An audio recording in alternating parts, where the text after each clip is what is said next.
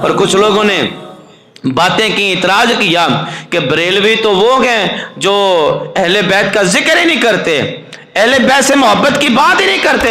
میں نے کہا تمہاری خام خیالی ہے، جیسے اہل بیت محبت کرتے ہیں نا، جیسے بریلوی اہل بیت سے محبت کرتے گئے، جیسے بریلوی اہل بیت سے محبت کرتے گئے، کائنات کے اندر کوئی دوسرا ایسے محبت کر ہی نہیں سکتا، کر ہی نہیں سکتا۔ تم نے بھی سچ کہا کہ بریلوی محبت نہیں کرتے، میں نے کہا ہاں نہیں کرتے، جیسے تم کرتے ہو ویسے نہیں کرتے، جیسے تم کرتے ہو ویسے نہیں کرتے۔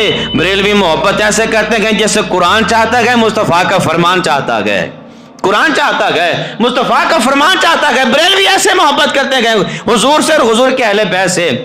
میرے اعلی حضرت رحمت اللہ کی تعالی کے بارگاہ میں سوال آ گیا، سوال کرنے والے نے سوال کیا، حضور یہ بتائیے کہ ہم نے سنا، ہم نے پڑھا کہ جتنے بھی انبیاء کرام اگر دنیا پہ تشریف لائے تو وہ پاک تھے، عام بچوں جیسی ان کی صورت نہیں تھی، عام بچوں جیسی ان کی صورتحال نہیں تھی، جسم کے ساتھ وہ علائش لگی ہوتی ہے وہ چیز نہیں تھی۔ میرے اعلیٰ حضرت رحمت اللہ کے تعالیٰ فرماتے ہیں ہاں جتنے بھی انبیاء کرام دنیا پہ تشریف لائے، اللہ رب العالمین نے ہر نبی کو پاک پیدا فرمایا، ہر نبی کو صاف پیدا فرمایا، عام بچوں کی طرح انبیاء کی پیدائش نہ تھی۔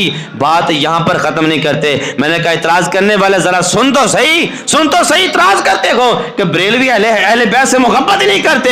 میرے آلہ فرماتے ہیں بات یہاں پہ ختم نہیں ہوتی۔ تمام انبیاء کرام پاک اور صاف پیدا ہوئے، لیکن انبیاء کے علاوہ دو ہستیاں ایسی ہیں، نبی نہیں ہے وہ، انبیاء کے علاوہ دو ہستیاں ایسی ہیں، وہ نبی بھی نہیں ہیں لیکن وہ بھی پاک اور صاف پیدا ہوئے، وہ بھی پاک اور صاف پیدا ہوئے۔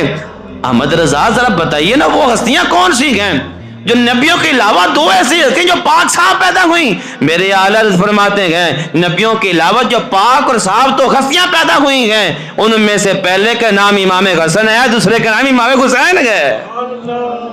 پہلے کا نام امام حسن ہے اور دوسرے کا نام امام حسین ہے، اور تم کہتے ہو کہ بریلوی جو ہیں وہ اہل بیت سے محبت نہیں کرتے۔ بریلوی اس انداز سے محبت کرتے ہیں کہ تمہاری عقلیں بھی دنگ رہ جائیں گی، تمہاری عقلیں بھی دنگ رہ جائیں گی۔ تمہاری محبت جہاں پہ ختم ہوتی ہے نا، تمہاری محبت جہاں پہ ختم ہوتی ہے، محبت ختم ہوتی ہے، حضور کے عشاق جو ہیں ان کی محبت وہاں سے شروع ہوتی ہے۔ تمہیں کیا پتا کہ حضور سے عشق کرنے والے اہل بیت سے کتنا پیار کرتے ہیں کہ تیری نسلیں پاک میں گئے بچہ بچہ نور کا، تیری نسلیں پاک میں گئے بچہ بچہ نور کا، تو ہے نے نور تیرا سب گھرانہ نور کا۔